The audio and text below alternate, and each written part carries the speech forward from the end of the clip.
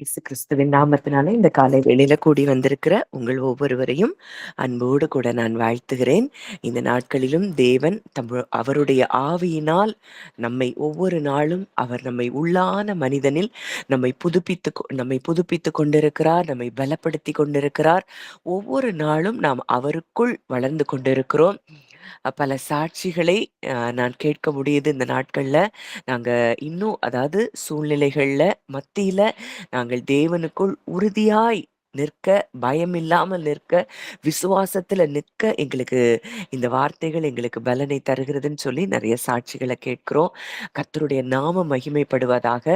நம்ம பேசுகிற ஒவ்வொரு வார்த்தைகளும் அது மற்றவர்களுக்கு பக்தி விருத்தி உண்டாக்குகிற வார்த்தைகளைத்தான் நம்ம பேச வேண்டும் என்று சொல்லி வேதம் நமக்கு கற்பித்துக் கொடுக்குது.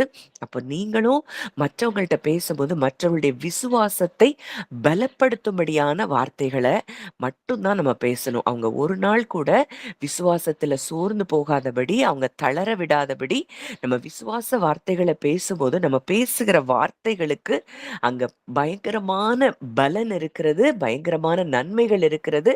அப்போ பக்தி விருத்திக்கு ஏதுவான கேட்கிறவர்களுக்கு பிரயோஜனம் உண்டாக, பக்தி விருத்திக்கு ஏதுவான நல்ல வார்த்தைகள தான் நம்ம பேசணுமா. மனம் பதறுகிறவர்களை பார்த்து பயப்படாதிருங்கள், திடன் கொள்ளுங்கள் அப்படின்னு சொல்லணுமா. இந்த வார்த்தைகள தான் நம்ம ஒவ்வொரு நாளும் மற்றவர்களுக்கு பேசும்பொழுது, நம்ம வாழ்க்கையிலயும் அந்த காரியங்கள் அது ரிஃப்ளெக்ட் ஆகுறத நம்ம பார்க்க முடியும். பக்தி விருத்திக்கு ஏதுவான யாரையும் பயமுறுத்துகிறதோ, துக்கப்படுத்துகிற, சோர்வுபடுத்துகிற வார்த்தைகள நம்ம பேசாதபடி இல்ல.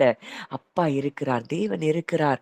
அவர் சர்வ வல்லமையுள்ள தேவன். அவரால் செய்ய முடியாத காரியம் ஒன்றுமில்லைன்னு சொல்லி மற்றவங்கள பலப்படுத்தும் பொழுது, அந்த வார்த்தை அவர்களுடைய ஆத்துமாவை உயிர்ப்பிக்கிறதா இருக்கும். அவர்கள் பலனடைந்து அவங்க மாத்திரம் இல்ல, அவங்க பலனடைந்து அவர்கள் மூலம் நெறைய பேர் பலனடையும்படிக்கு தேவன் இந்த உலகத்தில் முதலாவது நம்மை வெளிச்சமாய் அவர் மாற்றுகிறார். நம்ம வெளிச்சம் மற்றவர்கள் மேல பிரகாசிக்கும் பொழுது அவர்களும் வெளிச்சமடைந்து இந்த பூமியையே நாம் வெளிச்சத்துக்குள் கொண்டு வரும்படியாகத்தான் தேவன் இந்த பூமியில நம்மை வைத்திருக்கிறார். இந்த நாட்களிலும் நம்ம பரிசுத்த ஆவியானவர குறித்து நம்ம தியானித்துக் கொண்டிருக்கிறோம். ஒருவேளை சிலருக்கு இந்த பரிசுத்த ஆவியானவர குறித்து ஒரு சரியான ஒரு இன்னும் புரியல அப்படிங்கிற பட்சத்துல நான் ஒரு 5 மினிட்ஸ் ஒரு இன்ட்ரோடக்ஷன் மட்டும் நம்ம பார்த்துட்டு நம்ம நேற்று பார்த்த அந்த அவருடைய குணாதிசயங்களுடைய ஆட்ரிபியூட்ஸை நம்ம பார்க்க போகிறோம். வாசிக்கலாம். யோவான் 20வது அதிகாரம் 21, 22. யோவான் 20, 21, 22. அவர் இப்படி சொல்லி தம்முடைய கைகளையும் விலாவையும் அவர்களுக்கு காண்பித்தார். சீசர்கள் கர்த்தரைக் கண்டு சந்தோஷப்பட்டார்கள். இயேசு மறுபடியும் அவர்களை நோக்கி, உங்களுக்கு சமாதானம் உண்டாவதாக. பிதா என்னை அனுப்பினது போல நானும் உங்களை அனுப்புகிறேன் என்று சொல்லி அவர்கள் மேல் ஊதி பரிசுத்த ஆவியை பெற்றுக் கொள்ளுங்கள். இங்க இயேசு கிறிஸ்து சீஷர்களிடத்துல அவர் ஒரு காரியத்தை சொல்றாரு. உங்களுக்கு சமாதானம் உண்டாவதாக.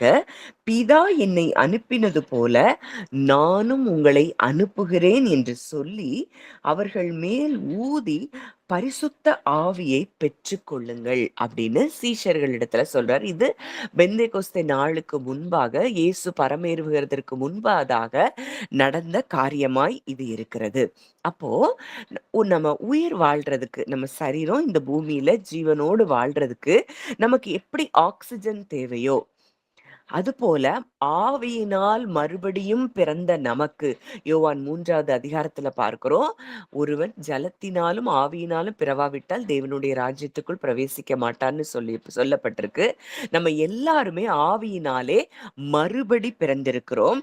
இந்த மறுபடியும் பிறந்த நமக்கு எப்படி ஒரு மனிதனுடைய சரீரத்துக்கு அது அங்க ஆக்சிஜன் தேவையோ, ஆத்மாவுக்கு அங்க ஆக்சிஜன் தேவையோ, அது போல இந்த ஸ்பிரிட்டுக்கு, மறுபடியும் பிறந்த ஆவிக்கு பரிசுத்த ஆவியானவர் தான் அங்க என்னவா இருக்கிறார்? சோர்ஸா இருக்கிறாரு.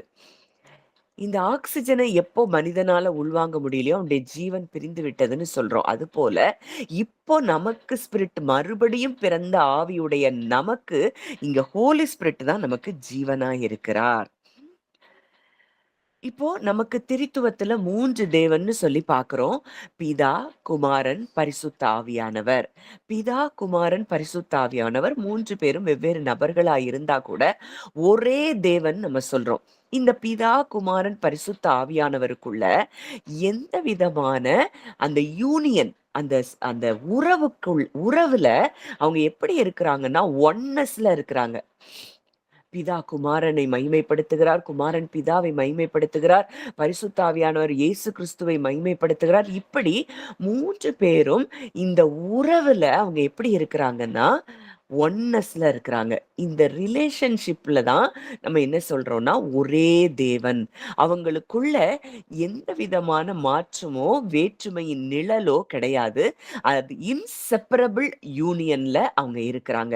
இந்த யூனியன தான் நம்ம என்ன சொல்றோம்? ஒரே தேவன். அப்போ 3 பேருக்கும் தனித்துவம் இருக்குது. 3 பேரும் வெவ்வேறு நபர்கள். 3 பேருக்குள்ளயும் மைண்ட், வில், எமோஷன்ஸ் எல்லாமே இருக்குது. ஆனால் உறவு ரீதியா இவர்கள் 3 பேரும் ஒன்றா இருக்கிறாங்க. ஒருத்தர ஒருத்தர் எப்படி பார்க்கல அப்படின்னா, குறைவானவர்களாய் பார்க்கல. 3 பேரும் ஒரே சரிசமமாய் ஒருத்தரை ஒருத்தர் மேன்மைப்படுத்துகிற ஒரு உறவுக்குள்ள அவங்க இருக்கிறத நம்ம பார்க்கிறோம். அப்போ இதுதான் இங்க நமக்கு புரிந்து கொள்ள வேண்டிய விஷயம். அப்ப யார் பரிசுத்த ஆவியானவர்? இப்போ இந்த பரிசுத்த ஆவியானவரை இயேசு கிறிஸ்து அங்க சீஷர்களிடத்துல ஊதி பெற்றுக்கொள்ளுங்கள் அப்படின்னு சொல்றாரு. இப்ப இன்னொரு வசனம் அடுத்து வாசிக்கும்போது இன்னும் சில காரியங்கள் நமக்கு புரியும். கலாத்தியர் 6வது அதிகாரம் 8வது வசனம். கலாத்தியர் 6:8.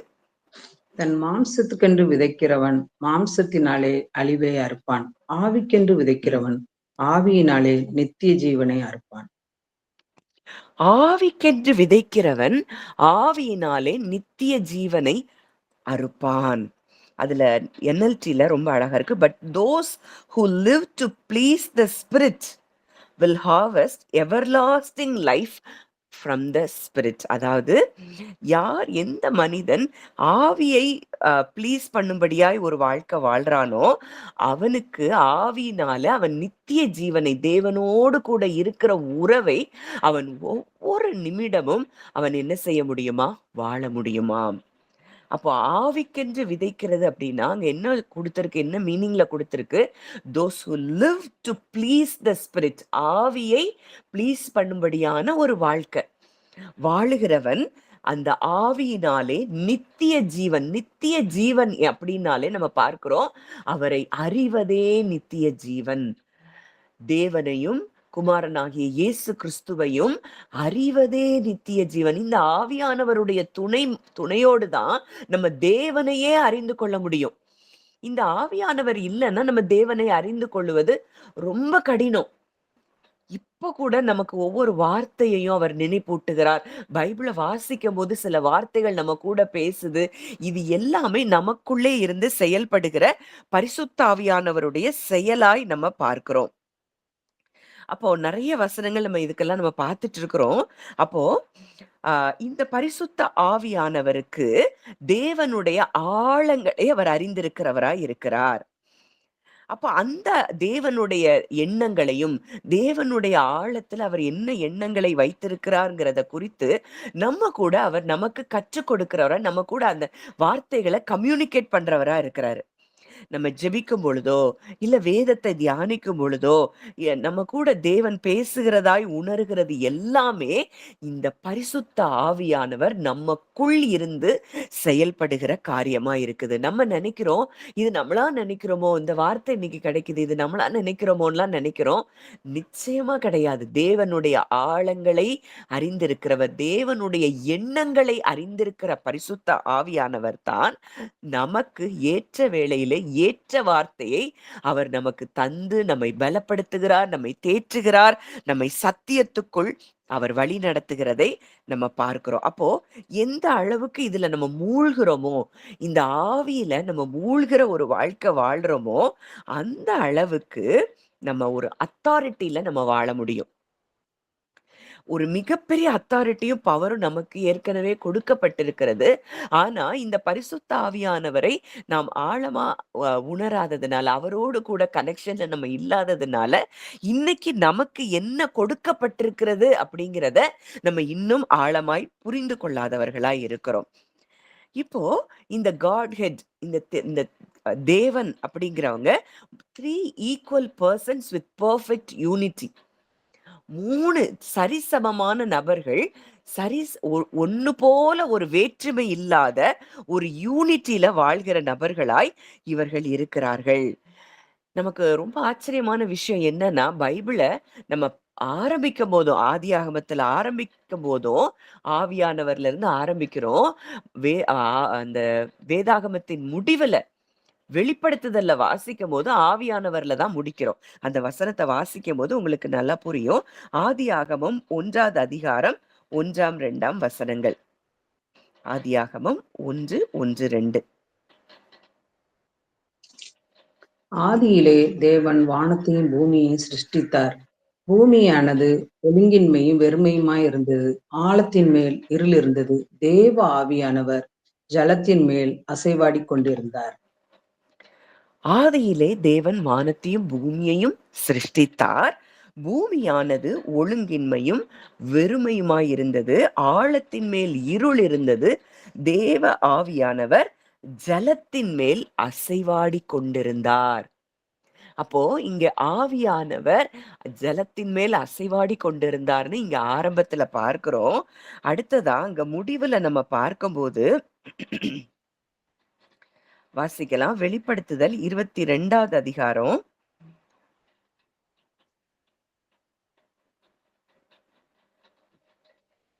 16, 17. சபைகளில் இவைகளை உங்களுக்கு சாட்சியாக அறிவிக்கும்படிக்கு இயேசுவாகிய நான் என் தூதனை அனுப்பினேன். நான் தாவீதின் வேரும் சந்ததியும் பிரகாசமுள்ள விடிவெளி நட்சத்திரவுமாய் இருக்கிறேன் என்றார். ஆவியும் மணவாட்டியும் வா என்கிறார்கள். கேட்கிறவனும் வா என்பானாக. தாகமாய் இருக்கிறவன் வரக்கடவன். விருப்பமுள்ளவன் ஜீவ தண்ணீரை இலவசமாய் வாங்கிக் கொள்ள கடவன். தாகமாயிருக்கிறவன் வரக்கடவன், விருப்பமுள்ளவன் ஜீவ தண்ணீரை இலவசமாய் வாங்கிக் கொள்ள கடவன்.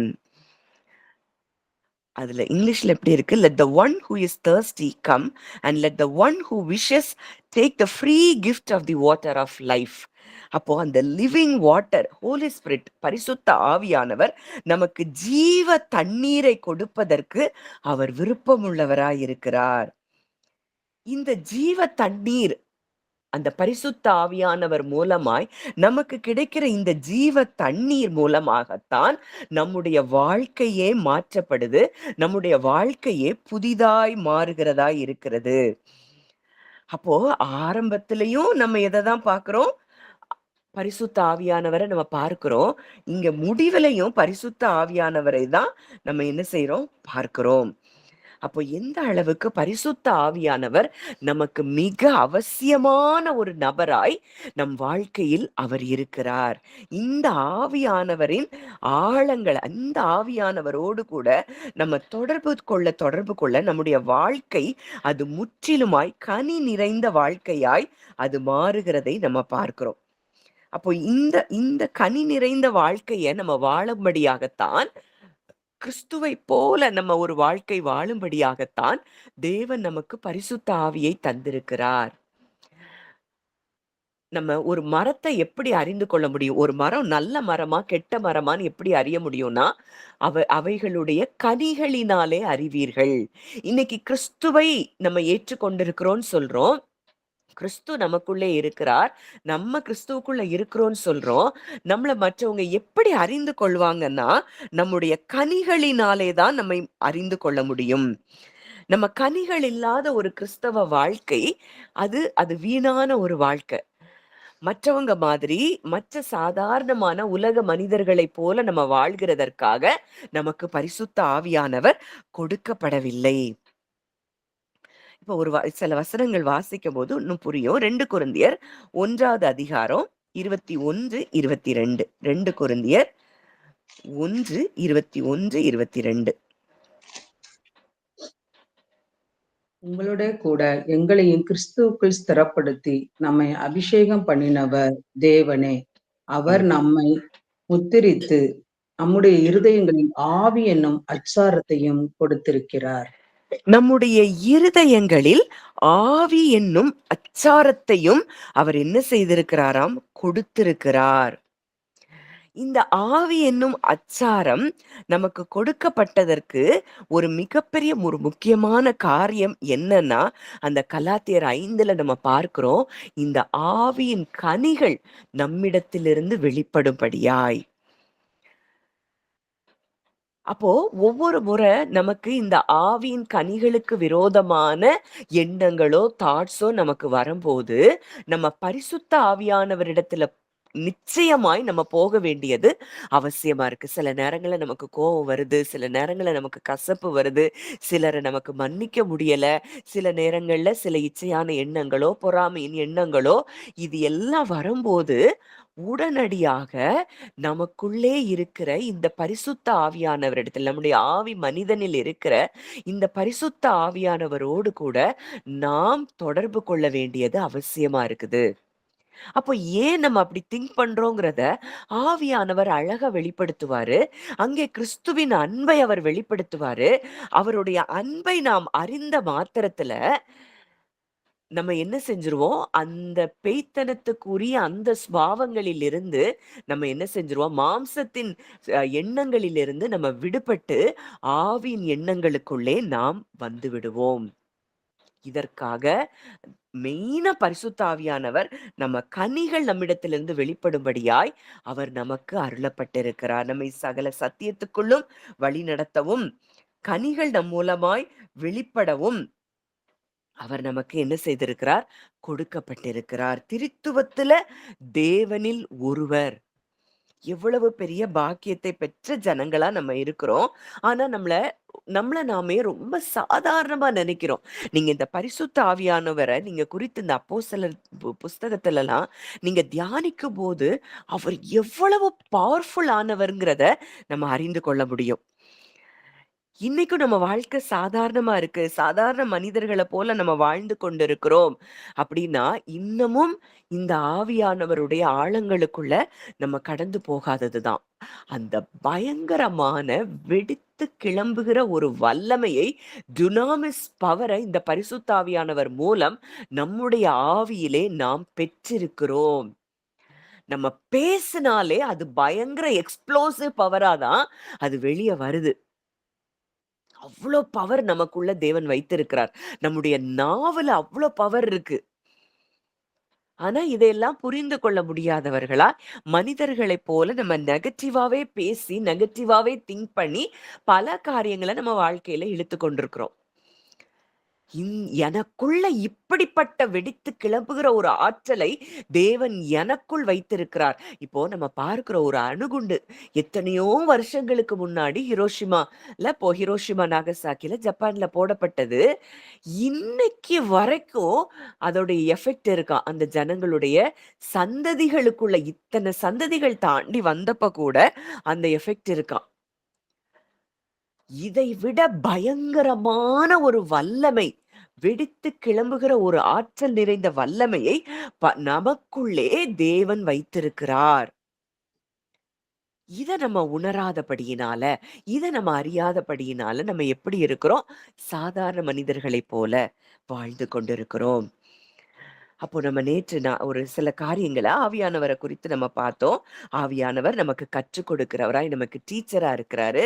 நமக்கு தேற்றரவாளனாய், நமக்கு உதவி செய்கிறவராய் இருக்கிறார். அவர் தேவனாய் இருக்கிறார். அவர் சத்தியத்திற்குள்ளும் நம்மை வழிநடத்துகிறவராய் இருக்கிறார்.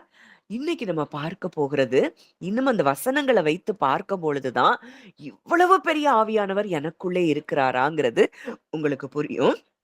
வாசிக்கலாம். 1 கொரிந்தியர் 6வது அதிகாரம் 19வது வசனம்.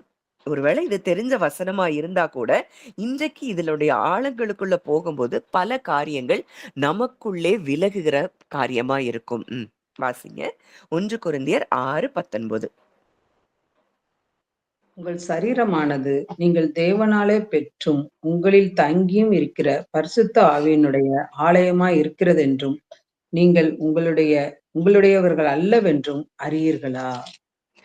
இங்க இந்த வசனம் தெளிவா சொல்றது என்ன அப்படின்னா, இத மேலாப்புல நம்ம வாசிச்சுட்டு போனோம்னா, நம்ம வாழ்க்கை மேலோட்டமா இருக்கும்.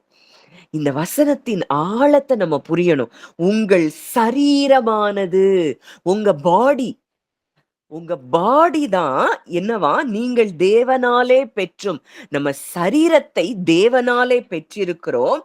நம்மில் தங்கியும் இருக்கிற பரிசுத்த ஆவியினுடைய ஆலயமாய் இருக்கிறதென்றும், நம்மில் தங்கி இருக்கிற பரிசுத்த ஆவியானவருடைய ஆலயம். அப்போ இந்த பரிசுத்த ஆவியானவர் நம்முடைய சரீரமே அவர் தங்குகிற ஆலயமாய் இருக்கிறது. கைகளினால் கட்டப்பட்ட ஆலயங்கள்ல நான் வாசமா இருக்க மாட்டேன். எனக்கு நீங்க எப்படிப்பட்ட கட்டிடத்தை கட்ட முடியும்னு சொல்லி தேவன் கேட்கிறார்.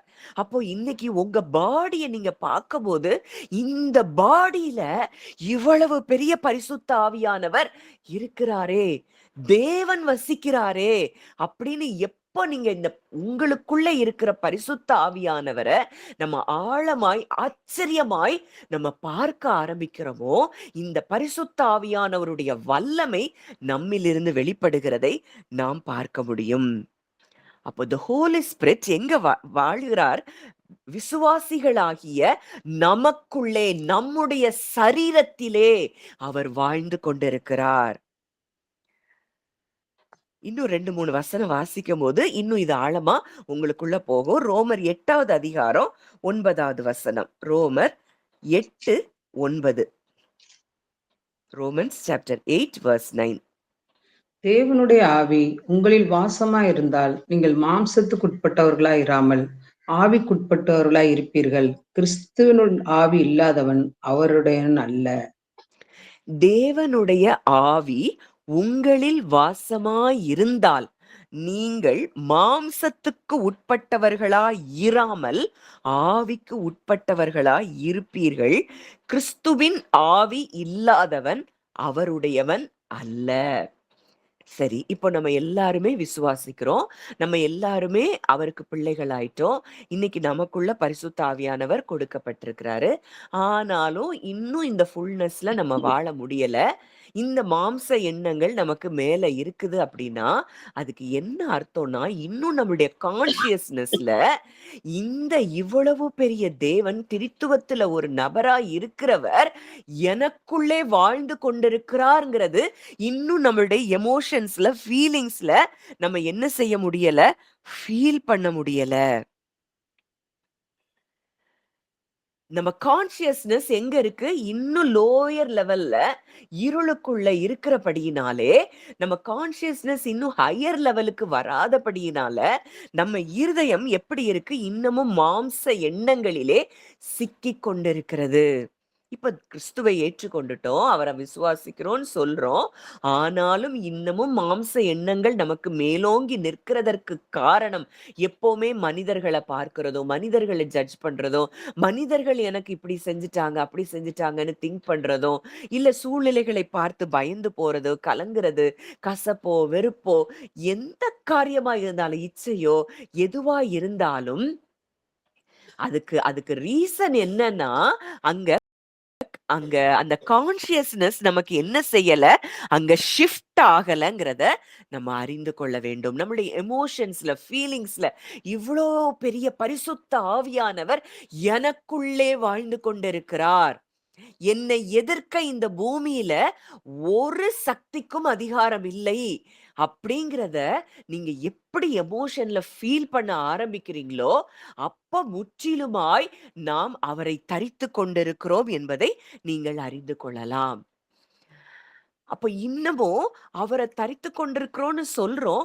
இன்னும் நம்ம அத இன்னும் ஃபுல்னஸ்ல அவர நம்ம நம்ம பார்க்க முடியாததுக்கு காரணம், நம்மளுடைய இருதயம் இன்னும் அந்த இடத்துக்கு, அந்த வார்த்தைய இன்னும் ஆணித்தரமா நம்ப முடியாதபடி, ஆணித்தரமா விசுவாசிக்க முடியாதபடி, இன்னமும் அவர ஃபீல் பண்ண முடியாத இடத்துல நம்ம இருக்கிறோம். அதனாலதான் வசனம் சொல்லுது, தேவனுடைய ஆவி உங்களில் வாசமாய் இருந்தால், நீங்கள் மாம்சத்துக்கு உட்பட்டவர்களாய் இராமல், ஆவிக்கு உட்பட்டவர்களாய் இருப்பீர்கள். பவுல் சொல்றாரு, நாங்கள் ஒருவரையும் மாம்சத்தின்படி அறியோம். ஏன்னா, நாங்க மாம்சத்துல யாரையுமே பார்க்க முடியாது. எல்லாருமே ஸ்பிரிட் தான். இந்த மாம்சத்துல அவங்கவங்க 5 சென்சஸ்ல நடந்து ஒண்ணொண்ண திங்க் பண்ணி ஒண்ணொண்ண பேசிட்டு இருக்காங்க. ஆனால் அது அவர்கள் அல்ல அப்படிங்கிறத அங்க பவுல் அந்த அளவுக்கு அவர் ஆவிக்கு உட்பட்டவர்களா இருந்தபடியினால அவங்க அப்படி பேசுறாங்க. ஆனா இன்னைக்கு நம்ம எதை யோசித்துக் கொண்டிருக்கிறோம்? 2 தீமோத்தேயு 1:14. உன்னிடத்தில் ஒப்புவிக்கப்பட்ட அந்த நற்பொருளை நமக்குள்ளே வாசம் பண்ணுகிற பரிசுத்த ஆவியினாலே காத்துக்கொள். உன்னிடத்தில் ஒப்புவிக்கப்பட்ட அந்த நற்பொருளை நமக்குள்ளே வாசம் பண்ணுகிற பரிசுத்த ஆவியினாலே காத்துக்கொள். அந்த நற்பொருளை நம்ம காத்து கொள்றதுக்கு உதவி செய்கிறதே யாருதான்? பரிசுத்த ஆவியானவர். இந்த பரிசுத்த ஆவியானவரை நம்ம எவ்வளவு ஆழத்துக்கு ஆழமா நம்ம அறிய ஆரம்பிக்கிறோமோ, அவரோடு கூட நம்ம அந்த இன்டிமசில வர்றோமோ, அந்த அளவுக்கு நம்ம தேவனோடு ஐக்கியம் கொள்ள முடியும். எப்பொழுதும் அந்த இன்டிமசில, அந்த பிரசன்ஸ்ல நம்மால வாழ முடியும். என்ன வேலை வேணாலும் செய்யலாம். இந்த பிரசன்ஸ்ல நம்ம நிறையறதுக்கு உதவி செய்கிறவர் பரிசுத்த ஆவியானவர். நம்ம மைண்ட்ல இருக்கிற நிறைய அரண்கள் என்ன செய்யும்? உடைய ஆரம்பிக்கும். இந்த பரிசுத்த ஆவியானவரோடு நம்ம தொடர்பு கொள்ளும் பொழுது, நம்ம இன்டிமசில அவருக்குள்ள ஆழமா நம்ம அவரோடு கூட அந்த உறவுல நம்ம வரும் பொழுது, நமக்கு என்ன செய்றோமா? நமக்கு ஒப்புவிக்கப்பட்ட அந்த நற்பொருளை நாம் காத்துக் கொள்ளுகிறவர்களாய் இருக்கிறோம். அப்போ இந்த 1 கொரிந்தியர் 6:19 பார்க்கிறோம். நீங்கள் கிரயத்துக்கு கொல்லப்பட்டீர்களே. நீங்க தேவனுடைய ஆவியானவர் தங்குகிற ஆலயமா இருக்கிறீங்களே. உங்கள் சரீரத்தையும், ஆவியையும் உங்களுடைய சரீரம் மூலமாக, உங்களுடைய ஆவியின் மூலமாக தேவனை மகிமைப்படுத்துங்கள். அப்போ நம்ம சரீரம் எவ்வளவு பெரிய ஒரு ட்ரெஷரா தேவன் பார்க்கிறார். இந்த வானாதி வானங்கள் கொள்ளாதவர். அவ்வளவு பெரிய தேவன், இன்னைக்கு அவர் வசிக்க விரும்புற இடம் நம்ம சரீரம் என்றால், அவர் நம்முடைய சரீரத்தை எவ்வளவு தூரம் அவர் நேசிக்கிறார். நம்ம எப்படி வேணாலும் இருக்கலாம். ஆனா, அவர் நேசிப்பது நம்முடைய சரீரத்தை. நம்முடைய சரீரத்தில் அவர் வாசமாய் இருப்பதற்காகத்தான் அவர் பரிசுத்த ஆவியானவரையே நமக்கு கொடுத்து, இன்றைக்கு பிதா, குமாரன், பரிசுத்த ஆவியானவர் முற்றிலுமாய் நம்மோடு கூட அந்த நம்ம யோவான் 17 வாசித்து பார்த்தீங்கன்னா, எல்லாரும் ஒன்றாய் இருக்கவும் அந்த வசனத்தை வாசிக்கலாம். யோவான் 17. அவர்கள் எல்லோரும் ஒன்றாய் இருக்கவும், பிதாவே, நீர் என்னை அனுப்பினதை உலகம் விசுவாசிக்கிறதற்காக நீர் என்னிலேயும் நான் உம்மிலேயும் இருக்கிறது போல, அவர்கள் எல்லோரும் நம்மில் ஒன்றாய் இருக்கவும் வேண்டிக் கொள்கிறேன். நாம் ஒன்றாய் இருக்கிறது போல அவர்களும் ஒன்றாய் இருக்கும்படி நீர் எனக்கு தந்த மகிமையை நான் அவர்களுக்கு கொடுத்தேன். ஒருமைப்பாட்டில் அவர்கள் தேர்ந்தவராய் இருக்கும்படியும், என்னை நீர் அனுப்பினதையும் நீர் என்னில் அன்பாய் இருக்கிறது போல அவர்களிலும் அன்பாய் இருக்கிறதையும் உலகம் அறியும்படிக்கும் நான் அவர்களிலும் நீர் என்னிலும் இருக்கும்படி வேண்டிக் கொள்கிறேன். இந்த ஜெபத்தை இயேசு செய்கிறார். இந்த ஜெபமே எதுக்குன்னா, இந்த ஒருமைப்பாட்டில் கிறிஸ்து வந்த நோக்கமே அவர்களோடு கூட நம்மை ஒன்று சேர்க்கும்படியா. நம்ம பார்த்தோம் ஆதாம குறிச்சு பார்க்கும்போது, அந்த செப்பரேஷனை எப்போ ஃபீல் பண்ண ஆரம்பிச்சானோ, அவனுடைய வாழ்க்கையில எல்லாம் உள்ள வந்ததை பார்க்கிறோம். இருள் வந்தது, பாவ செயல்கள் வந்தது, மாம்சத்தின் கிரியைகள் அவனுக்குள்ள இருந்து வெளிப்பட ஆரம்பிச்சது. இது எல்லாத்துக்கும் ரூட் என்னன்னு பார்த்தோம்னா, செப்பரேஷனை அவன் ஃபீல் பண்ணது. தேவனுடைய அன்பை எவன் ஒருவன் உணராமல் போகிறானோ, அவனுடைய வாழ்க்கை தான் மிக மோசமானதாய் மாறுகிறத நம்ம பார்க்கிறோம். அப்போ அங்க ஜெபிக்கிறார். கிறிஸ்து என்ன ஜெபிக்கிறார்? அவர்கள் எல்லாரும் ஒன்றாய் இருக்கவும், பிதாவே, நீர் என்னை அனுப்பினதை உலகம் விசுவாசிக்கிறதற்காக நீர் என்னிலேயும் நான் உம்மிலேயும் இருக்கிறது போல அவர்கள் எல்லாரும் நம்மில் ஒன்றாயிருக்கவும் வேண்டிக் கொள்ளுகிறோம். ஆதாம் பிரிந்ததை போல ஒரு ஒரு உணர்வு அவனுக்குள்ள வந்துருச்சு. அதை அவனால மாற்றவே முடியல. டோட்டலா மனதுல தேவனுக்கு சத்ருவாய் அவன் மாறிவிட்டான். இதுல இருந்த முழு மனுக்குலத்தையும் அவருடைய அன்புக்குள்ள பிரிக்க முடியாத ஒரு உறவுக்குள்ள தேவன் கொண்டு வந்திருக்கிறார் என்றால், இதற்காகத்தான் கிறிஸ்து பூமிக்கு வந்தார். இதற்கு தடையா இருக்கிற எல்லாத்தையும் அவர் என்ன செஞ்சுட்டாரு? பாவம் அதுக்கு தடையா இருந்தது. சாபங்கள், நமக்கு நமக்கு ஏற்படுகிற எந்த விதமான அந்த தரித்திரங்கள், ரிலேஷன்ஷிப்ல பிரச்சனைகள் எல்லாத்தையும் அவர் டீல் பண்றாரு. ஏன்னா, இந்த இன்டிமசிக்குள்ள நம்ம வரணும். இந்த ஒன்னஸ்க்குள்ள நம்ம வரணும். இதற்காகவே பரிசுத்த ஆவியானவரும் நமக்கு கொடுக்கப்பட்டிருக்கிறார். இந்த பரிசுத்த ஆவியானவர் இல்லன்னா, இன்னைக்கு நாமும் தேவனும் ஒன்றாய் இருக்கிறதை நாம் உணர்வு பூர்வமாய் உணரவே முடியாது. ஏதோ வசனத்துல இப்பவும் இந்த வசனங்களை எத்தனையோ மக்கள் வாசிச்சுட்டு தான் இருக்கிறாங்க. இன்னும் அத மேலோட்டமா தான் பார்க்குறாங்களே தவிர, இன்னைக்கு உள்ளான அந்த ஆத்மார்த்தமா இன்னைக்கு தேவனோடு கூட நான் இணைக்கப்பட்டிருக்கிறேன். இந்த இன்செப்பரபிள் யூனியன்ல நான் ஒன்று சேர்க்கப்பட்டிருக்கிறேன். அப்படிங்கிறத யாரும் அறிந்து கொள்ளாத நிலையில இருக்கிறதுனால தான், எல்லாரும் சாதாரணமா ஒரு ஒரு சண்டே சர்வீஸ்க்கு போறோம். நார்மலா டெய்லி ஒரு பைபிள வாசிக்கிறதோ, ஒரு ஜெபம் பண்றதோ, ஒரு 10 நிமிஷம் ஜெபிக்கிறதோ, இப்படிப்பட்ட ஒரு வாழ்க்கை வாழ்ந்து கொண்டிருக்கிறோம். என்னையும் தேவனையும் பிரிக்க முடியாத ஒரு உறவுக்குள்ளே நாங்கள் வந்து விட்டோம். அப்படிங்கிறத எந்த ஒரு மனிதன் உணர்ந்து கொள்ளுகிறானோ, அவன்தான் அத கிறிஸ்துவுக்காக மகா பெரிய செயல்களை செய்கிறவனாய் இருக்கிறான். இந்த இடத்துக்கு நம்ம ஹார்ட் வரும்படியாய் தேவன் நமக்கு பரிசுத்த ஆவியானவரை தந்திருக்கிறார். இந்த வார்த்தைகளை நம்ம ரொம்ப ஆழமாய் நம்ம தியானிக்க வேண்டியது ரொம்ப அவசியமா இருக்கு. பரிசுத்த ஆவியானவர் எனக்குள்ளே, என்னுடைய சரீரத்திலே அவர் வாசம் பண்ணி கொண்டிருக்கிறார். எனக்கு இத சொல்லும்போது ஆவியானவர் எனக்கு ஒரு பாடல நினைவுபடுத்திக் கொண்டே இருக்கிறார். அந்த பாடல நம்ம படிக்கிறேன். உங்களுக்கு தெரியுமான்னு தெரியல. தெரியலனாலும் நீங்க அத கேளுங்க. ஏன்னா அந்த அளவுக்கு நாம் தேவனோடு கூட ஒன்றிணைக்கப்பட்டிருக்கிறோம். நான் உம்மிலே நீர் என்னிலே ஒன்றாயிருக்கின்றோமே. நான் உம்மிலே நீர் என்னிலே ஒன்றாயிருக்கின்றோமே. பிரிக்க முடியா உறவு நீரே, இணைக்கப்பட்டேன் என்றென்றுமே. பிரிக்க முடியா உறவு நீரே, இணைக்கப்பட்டேன் என்றென்றுமே. என் பிரியம் நீரே, நல்லுறவு நீரே, உம்மில் நான் மகிழ்ந்திருப்பேன். என் பிரியம் நீரே, நல்லுறவு நீரே, உம்மில் நான் மகிழ்ந்திருப்பேன். திரித்துவ மையத்தில் நான் இருக்க, எதை குறித்தும் கவலை எனக்கு இல்ல. திரித்துவ மையத்தில் நான் இருக்க, எதை குறித்தும் கவலை எனக்கு இல்ல. என் அப்பா நீரே, என் அம்மா நீரே, உம்மில் நான் மகிழ்கின்றேனே.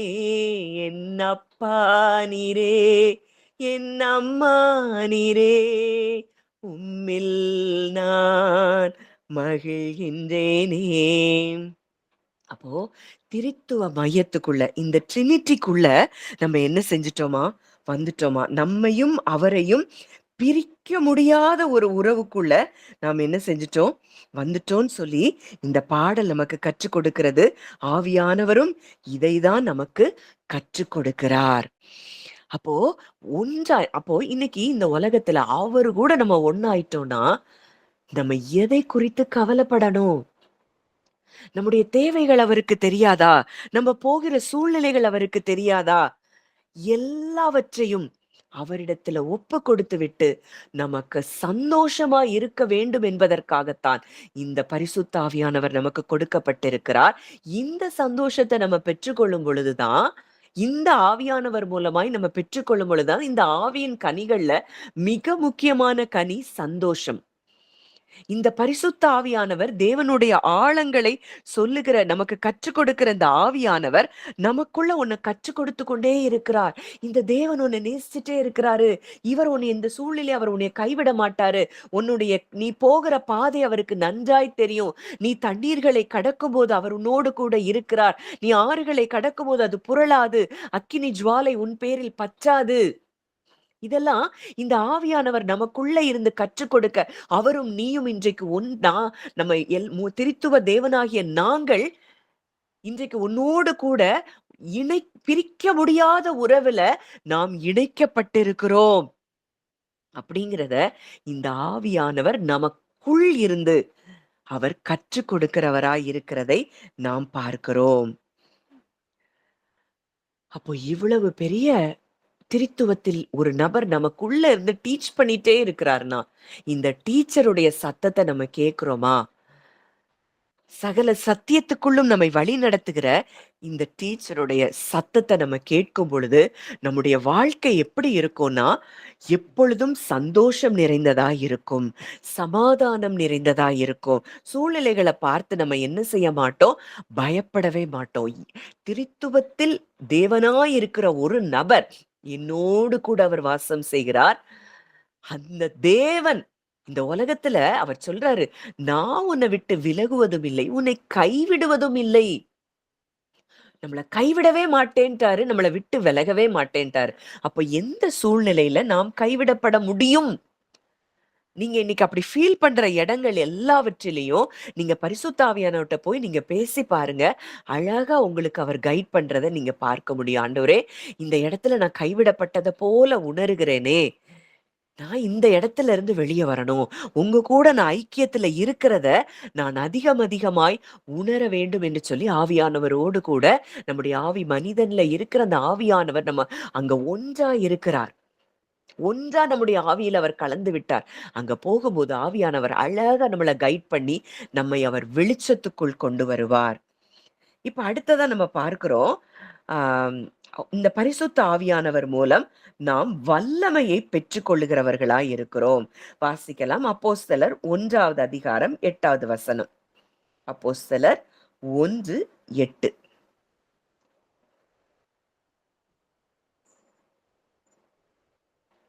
Acts chapter 1 verse 8.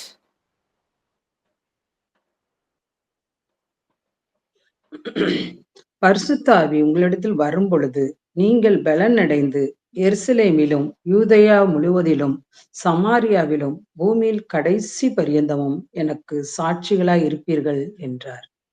பரிசுத்த ஆவி உங்களிடத்தில் வரும்போது நீங்கள் பலனடைந்து, அப்போ பரிசுத்த ஆவியானவர் நம்ம கிட்ட வந்துட்டாருனாலே நமக்கு என்ன வந்துருச்சு? Power. we have received his power. இந்த பவர் நமக்கு எதுக்கு கொடுக்கப்படுது? நம்ம இந்த பூமியில தேவரகமான ஒரு வாழ்க்கை வாழ்வதற்கு, ஊழியம் செய்வதற்கு, எல்லாவற்றையும் மேற்கொண்டு ஜெயம் எடுப்பதற்காக இந்த பரிசுத்த ஆவியானவர் நமக்கு கொடுக்கப்பட்டிருக்கிறார்.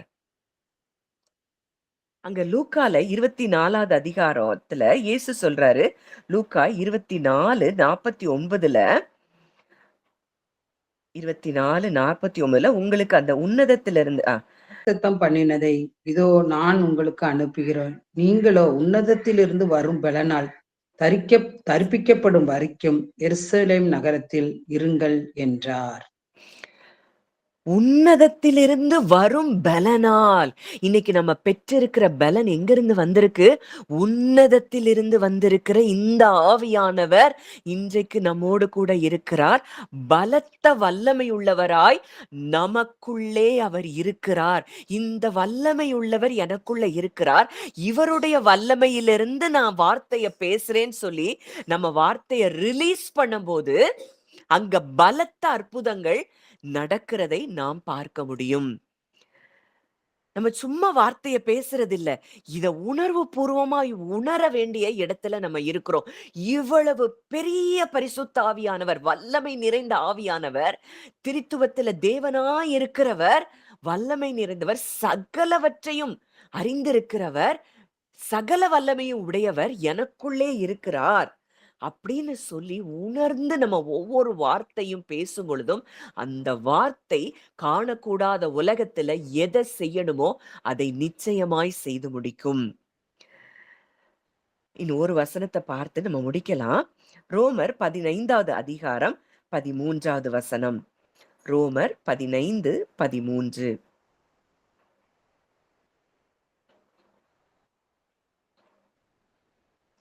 Romans chapter 15 verse 13. பரிசுத்தாவின் பலத்தினாலே உங்களுக்கு நம்பிக்கை பெருகும்படிக்கு நம்பிக்கையின் தேவன் விசுவாசத்தினால் உண்டாகும் எல்லாவித சந்தோஷத்தினாலும் சமாதானத்தினாலும் உங்களை நிரப்புவாராக. பரிசுத்த ஆவியின் பலத்தினாலே உங்களுக்கு நம்பிக்கை பெருகும்படிக்கு.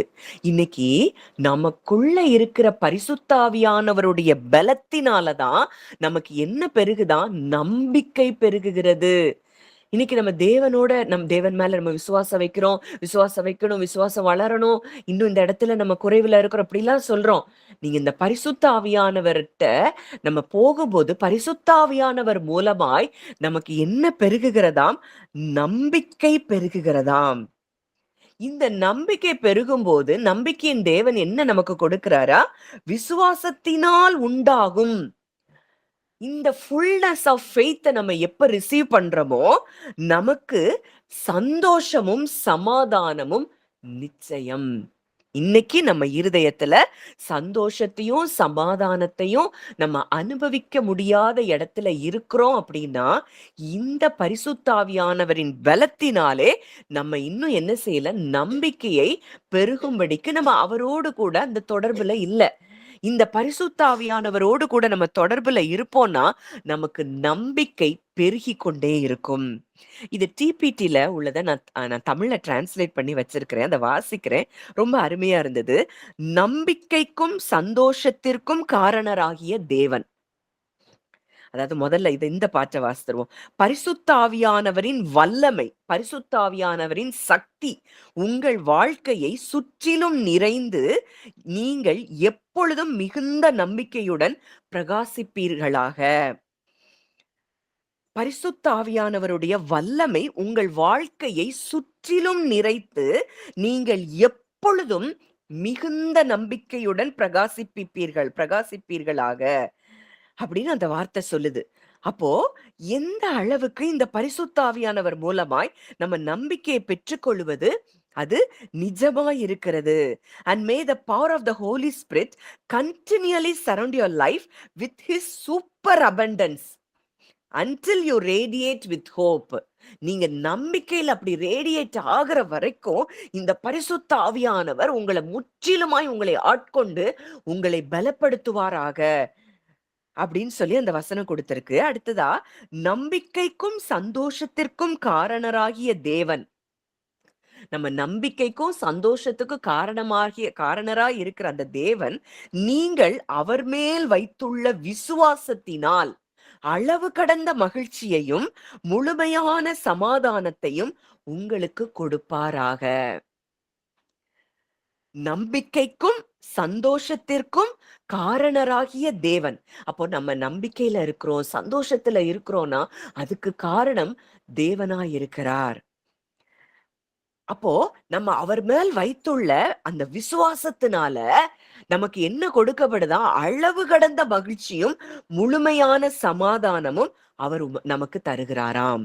இந்த விசுவாசத்தினாலதான் நமக்கு அளவு கடந்த மகிழ்ச்சி. நீங்க யோசித்து பாருங்க, நீங்க எங்கெல்லாம் சோர்வுல இருக்கிறீங்க, கவலையில இருக்கிறீங்க, பயத்துல இருக்கிறீங்க அப்படின்னு யோசித்து பாத்தீங்கன்னா எங்கெல்லாம் விசுவாசம் இல்லையோ, எங்கெல்லாம் தேவனுடைய அன்பையும் தேவனுடைய வல்லமையையும் நம்ம பூரணமாய் உணர்ந்து கொள்ள முடியாதவர்களாய் நம்ம இருக்கிறோமோ அந்த இடத்துலதான் நமக்கு என்ன வருது? பயம் வருது, கவலை வருது, அவிசுவாசம் வருது, சோர்வு வருது. இதெல்லாம் வசனம் அழகா சொல்லுது, நம்பிக்கைக்கும் சந்தோஷத்திற்கும் காரணராகிய தேவன் நீங்கள் அவர் மேல் வைத்துள்ள விசுவாசத்தினால் அளவு கடந்த மகிழ்ச்சியையும் முழுமையான சமாதானத்தையும் உங்களுக்கு கொடுப்பாராக. அளவு கடந்த மகிழ்ச்சி. இந்த ஸ்பிரிட்ல நம்ம வாழும்போது நீங்க இந்த உலகத்தினுடைய சூழ்நிலைய பார்க்கவே மாட்டோம். எதுவும் நம்மள டிஸ்டர்ப் பண்ணாது.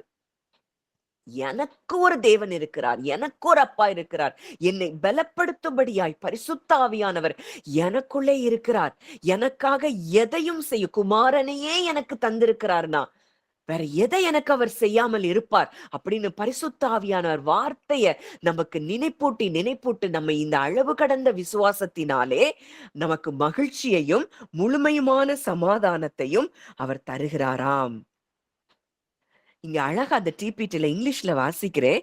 Now may God, the inspiration and fountain of hope, fill you to overflowing with uncontainable joy and perfect peace as you trust in him. Uncontainable joy. அதாவது பொங்கி வழிகிறப்ப, அதாவது ஒரு பாத்திரம் பொங்கி வழிகிறது, அத அந்த பாத்திரமே ஹோல்டு பண்ண முடியாத அளவுக்கு ஜாயும் பர்ஃபெக்ட் பீஸ். அது சாதாரண உலகம் கொடுக்கிற சமாதானம் இல்ல, அது பெர்ஃபெக்ட்டான பீஸா. அந்த முழுமையுமான தேவரகமான ஒரு சமாதானம் அது எப்ப உண்டாகுது? அவரை நம்பும் போது, அவரை விசுவாசிக்கும் போது உண்டாகுது. இந்த விசுவாசத்தை நமக்கு தருகிறவர், நம்மை பலப்படுத்துகிறவர் யாராம்? பரிசுத்த ஆவியானவர். அப்போ இந்த பரிசுத்த ஆவியானவர் நமக்குள்ள ஊற்றப்பட்டதுனாலதான் இந்த பவர் எல்லாம் நம்ம பெற்றிருக்கிறோம். நீங்களே யோசித்து பாருங்க. நான் இந்த வசனத்தை வைத்து நிறைய நேரங்களில் ஜெபிப்பேன். ஏதாவது ஒரு சின்ன சோர்வு நமக்கு வரும்போது இந்த வசனத்தை வைத்து நம்ம ஜெபிக்கும் பொழுது அழகா பரிசுத்த ஆவியானவர் நம்ம சோர்வுல இருந்து வெளியில கொண்டு வர்றத பல நாட்கள் நான் உணர்ந்திருக்கிறேன்.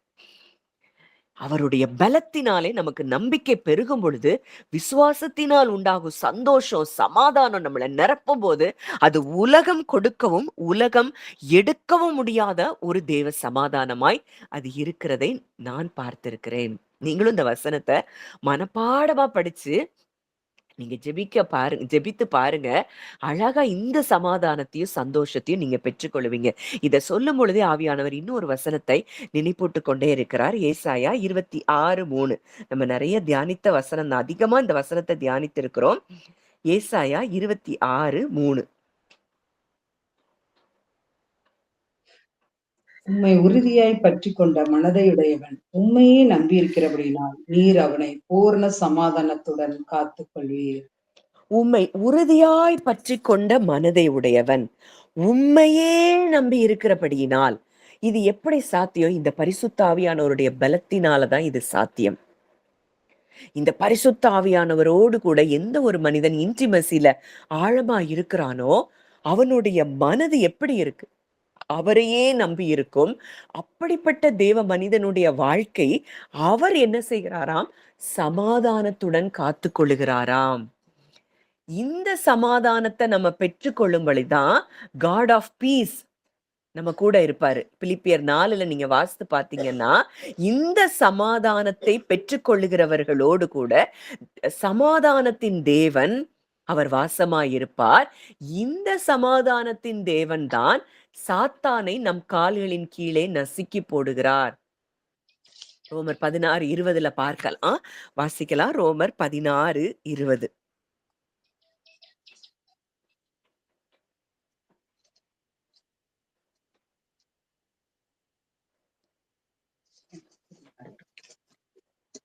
Romans chapter 16 verse 20.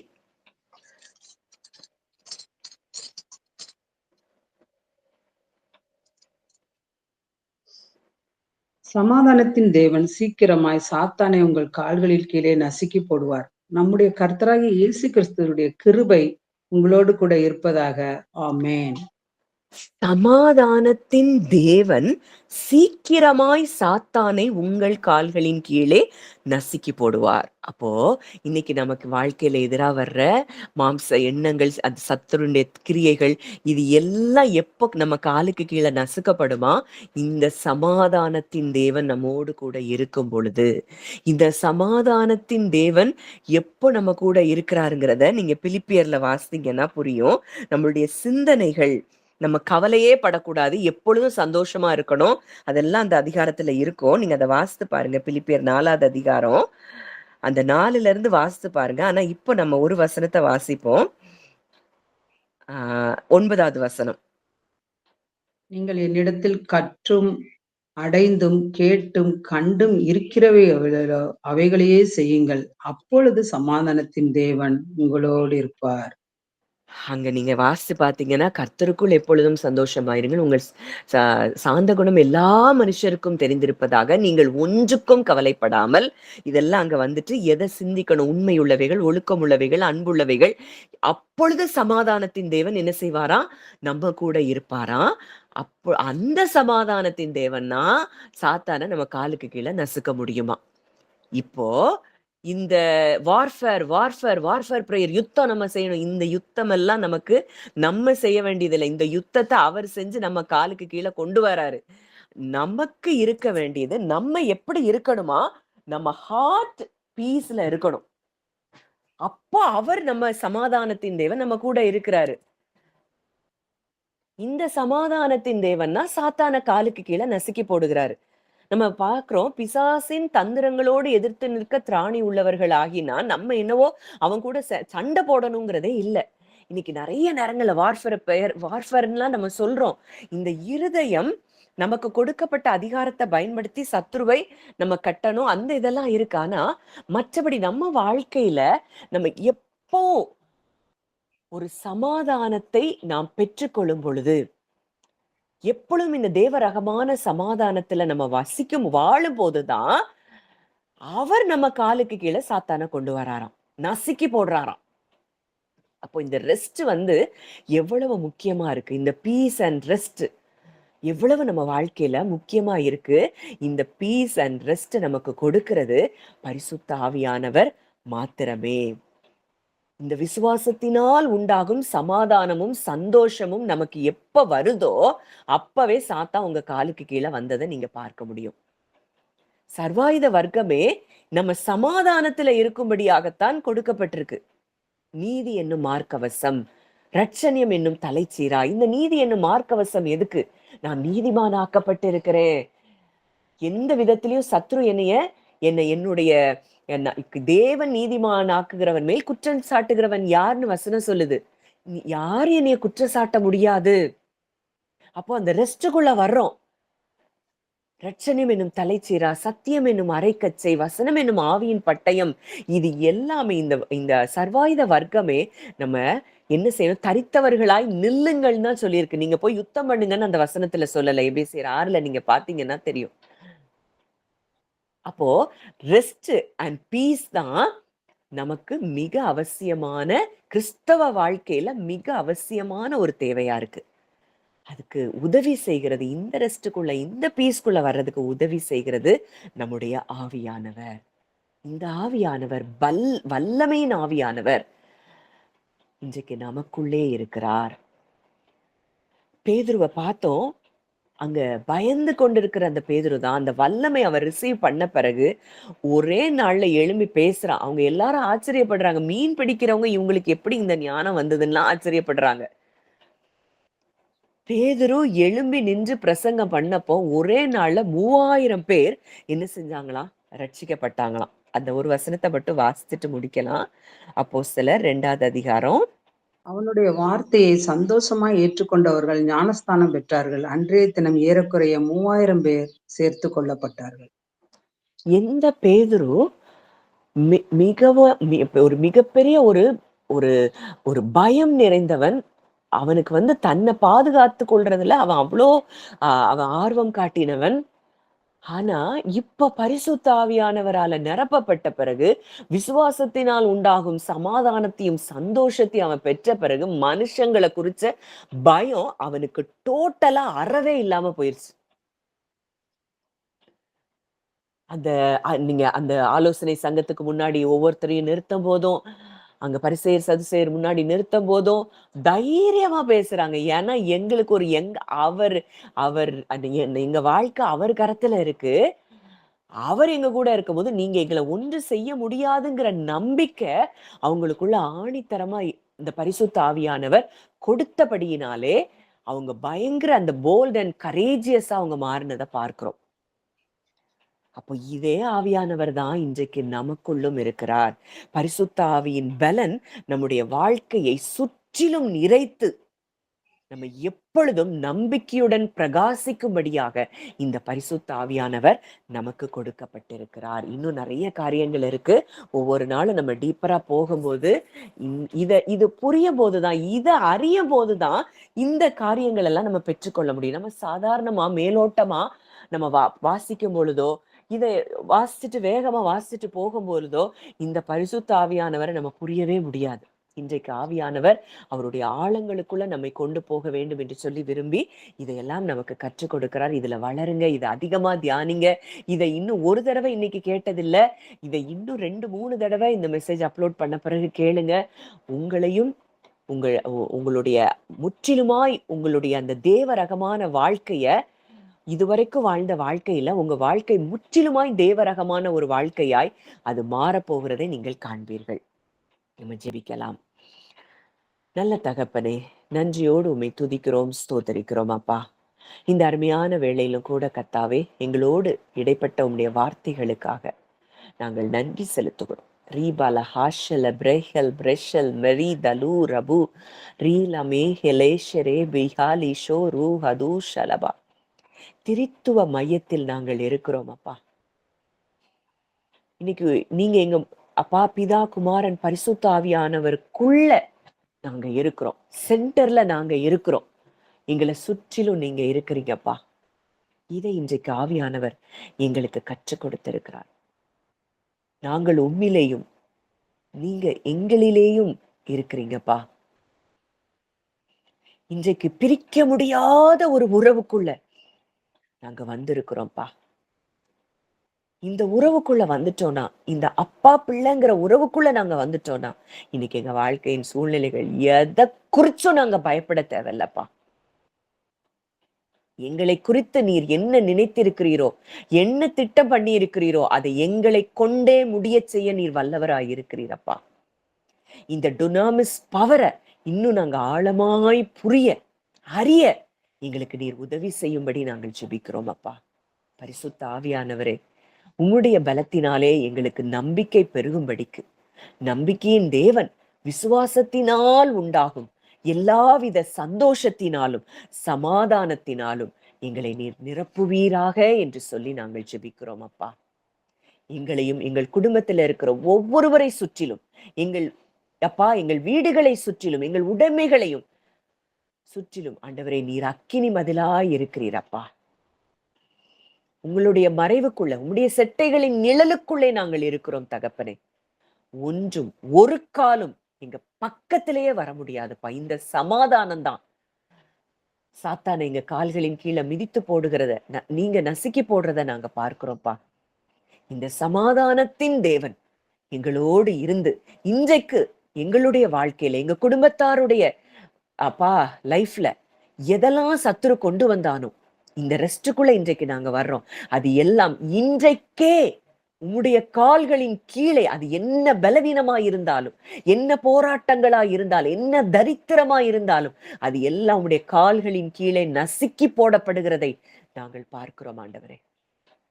இன்றிலிருந்து ஒரு பெரிய விடுதலை ஆவி, ஆத்துமா, சரீரத்துல ஆண்டவரே அப்பா விடுதலை. உண்மையாய் ஆராதிக்கக்கூடிய ஒரு இருதயம் இன்றைக்கு எங்களுக்கு நீர் தருகிறீரப்பா. உமக்கு நன்றி செலுத்துகிறோம். அந்த ஒவ்வொருவரையும் மனதார நான் பிளஸ் பண்றேன். எல்லாரையும் கர்த்தர் ஆசீர்வதிங்க, பெரிய காரியங்களை செய்யுங்க. அவங்க வாழ்க்கையில பரிசுத்த ஆவியின் நிறைவை பெற்று அநேகருக்கு ஆசீர்வாதமாய் இவர்கள் மாறும்படியாக நாங்கள் ஜெபிக்கிறோம். கர்த்தர் தாமே இந்த வார்த்தை அவர்கள் இருதயத்துல 1000 மடங்கு பலன் தரும்படி நான் ஜெபிக்கிறேன். இயேசுவின் மூலம் கேட்கிறோம் ஜீவனுள்ள நல்ல பிதாவே. ஆமென், ஆமென்.